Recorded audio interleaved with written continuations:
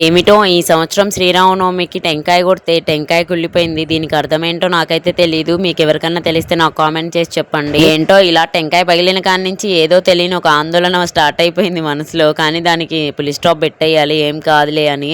ఏది జరిగినా మన మంచికే అనుకోవాలి కదా. ఈ రోజైతే నేను స్వామివారికి పానకం, వడపప్పు, టెంకాయ కొట్టాను నైవేద్యంగా.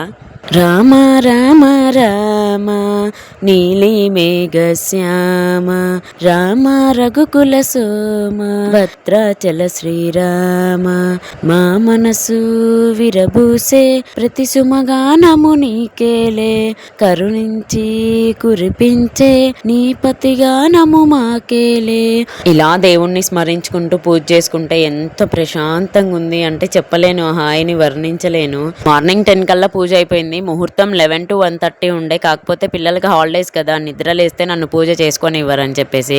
మీ ఇంట్లో పూజ ఎలా చేసుకున్నారో నాకు కామెంట్ సెక్షన్ లో కామెంట్ చేసి చెప్పండి.